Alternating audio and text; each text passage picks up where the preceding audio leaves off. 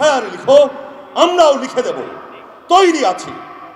আমাদের মেরে ফেলো, আমরা ভূত হয়ে লিখে যাব। তোমার খুন খারাপির সমস্ত প্রমাণ সহ লিখে যাব। আর তুমি আদালতে বসে বসে চুটকি লিখো। আমরা রাস্তায় আর দেয়ালে দেয়ালে ইনসাফ লিখবো।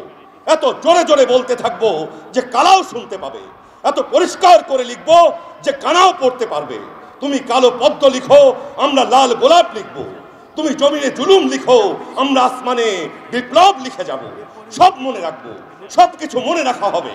তোমার ডান্ডা পেটার গুলিতে আমার যত বন্ধু খুন হয়েছে সব মনে রাখবো। ওদের স্মৃতি বুকে ভারী করে রাখবো হৃদয়। সব মনে রাখবো, সব কিছু মনে রাখা হবে। আমরা জানি তুমি সত্যের মতো করে মিথ্যা লিখবে, আর আমরা অবশ্যই রক্তের চেয়ে সত্য করে সত্য লিখে রাখবো। সব মনে রাখবো, সব কিছু মনে রাখা হবে। আর ভর দুপুরে মোবাইল, টেলিফোন, ইন্টারনেট বন্ধ করে শীতটাতে পুরো শহরকে নজরবন্দি করে আতঙ্ক অস্ত্র নিয়ে আমার ঘরে ঢুকে পড়ে আমার এই সমস্ত শরীর স্বল্প জীবন ভেঙে চুরে আমার জানের জান কলিজার টুকরাকে, আমার জানের জানকে চৌরাস্তার মোড়ে মেরে দল বেঁধে পাষণ্ডের মতো তোমাদের হাসতে থাকা, সব মনে রাখবো, সব কিছু মনে রাখা হবে। আর দিনের বেলায় সামনে দাঁড়িয়ে মিষ্টি মিষ্টি কথা বলা, সব কিছু তো ঠিক আছে বলে তোতলাতে থাকা, রাত হলেই অধিকার চাইতে আমাদের উপর লাঠি পেটা করা, গুলি ছড়া, আমাদের উপর হামলা করে আমাদেরকেই হামলাকারী বানানো, সব মনে রাখবো।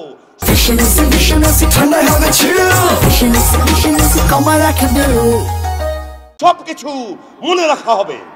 আর আমি আমার হাড়ের ভেতর লিখে রাখবো সব নৃশংসতা।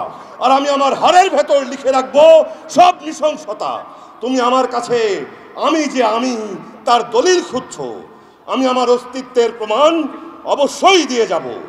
আমার শেষ নিঃশ্বাস পর্যন্ত এই যুদ্ধ চলতে থাকবে। সব কিছু মনে থাকবে।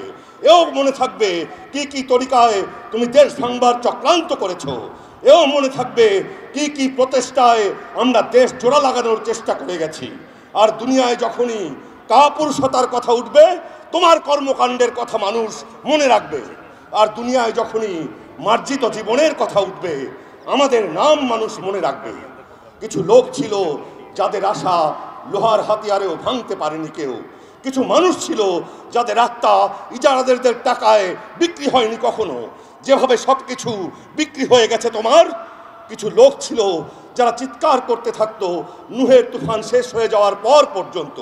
কিছু লোক ছিল যারা নিজেদের মৃত্যুর খবর জানার পরেও জীবিত ছিল।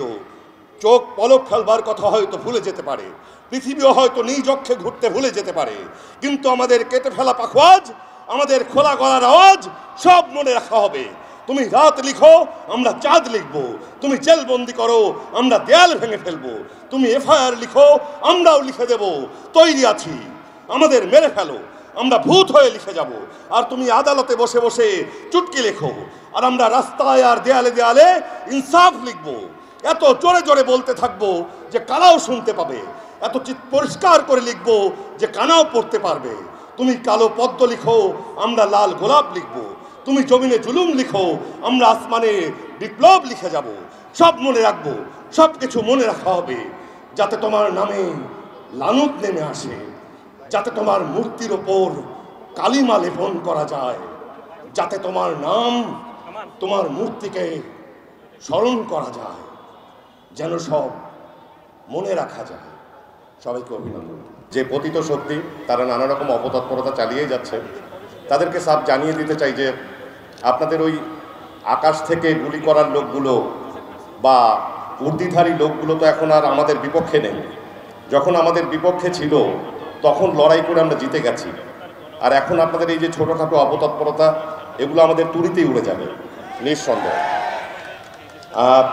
আমি আয়োজকদের ধন্যবাদ জানাই আমাকে এখানে আমন্ত্রণ জানানোর জন্য, কারণ আমি একসাথে অনেক শহীদের গর্বিত পিতাকে চোখের সামনে দেখার সুযোগ পেলাম এখানে আসার জন্য। আমি তাদের বক্তব্য শুনলাম।